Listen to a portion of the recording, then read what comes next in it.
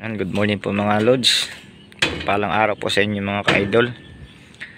Nandito naman po tayo sa panibagong araw natin, panibagong vlog. Nawa po tayo ay gabayan ng ating Panginoon sa araw-araw nating gawain. Yan mga idol, meron naman po tayo i-share sa ating mga ka-skill. Yan mga lods, ang aming pong cover. Ito po ay one side cover lamang.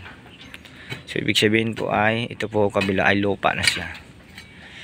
Yan mga idol, kung mapapansin nyo, ito ay ang kabila namin lupa na po yan. Ayan, lupa po yan, hanggang paikot po yan, kasi po ito ay basement. Ito po mga idol yung ginawa namin para po maging matibay siya yung ating forma. Ayan, dito po sa ilalim tayo po ay naka-tie rod yan, no? Ayan po mga lods, ang tawag po dyan ay tie rod. Yan po ay minilding namin sa ilalim ng bakal. Yung bakal po natin doon namin minilding.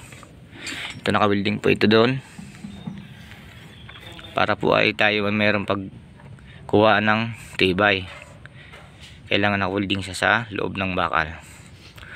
Saka po din papansin nyo ay wala na kaming tie rod kasi wala na siyang pagkakapitan na mas matibay, kasi bakal na din walang tibay po kasi dito ang ating taas din kasi po pag dito tayo ay susunod lang yan pag hinapit natin.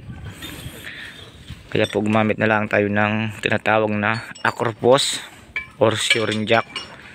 Ayan, ito po yung kulay blue kung mapapansin nyo. Ito po ang tawag natin ay acropos shoring jack. Ito naman po ang ating tinatawag na sipo.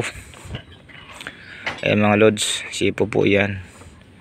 Ayan po, nakasipo po tayo hanggang doon po yan, paikot po yung diretso doon. Ito naman po ang ating aluma. Ang tawag naman po dyan ay aluma. Saka po dito sa ating likuran na acropos ay tayo na lamang po ay naka-stopper ng mga bakal. Nakabaon po sa lupa para matibay. Yung mga lods, hanggang doon po yan, paikot po yan.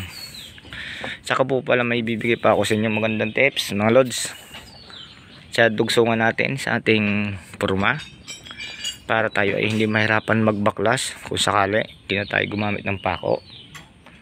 Yan mga idol, kung mapapansin nyo, naka-tie-rod po rin po kami din Yan ito po yung ating dugsungan ng forma. Ayan po ang dugsungan ng forma natin. So, ibig sabihin tayo po ay nagbutas, gumawa po tayo ng tie rod na maiksi, at saka nildingan na lang po natin ng bakal. Ayan na, nakabakal na lang po siya yan mga idol. Papansin nyo, dalawang bakal po siya.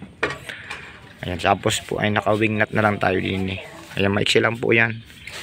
Yan mga lods, ayun lang siya, ang dito lang, maiksi.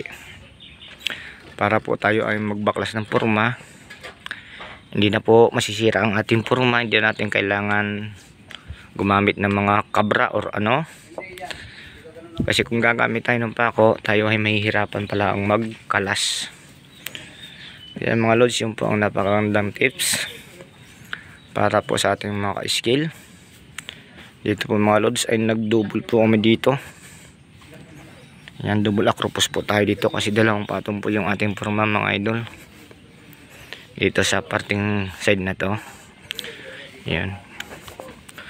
Kung mapapansin nyo po yan ay mataas, dalawang patong ng plywood natin. Kasi yung ating forma po dito ay step. Ayan po napapansin nyo mga lods, step po yan. Kaya dito po tayo naka-double. Puro acropos po yung ginamit natin din Puro po sipo. Tapos tie rod. At saka po shoring jack. Ayan mga lods, wala po tayo ginamit na bis jack. Ayan, paikot po yan dun mga lods. Ayan, sana po meron kayo natutunan sa video na to. Thank you po ng marami. Marami po tayong susunod na palabas na video. Sana meron kayong natutunan sa aking video na to. Ingat po tayong lahat. God bless at all.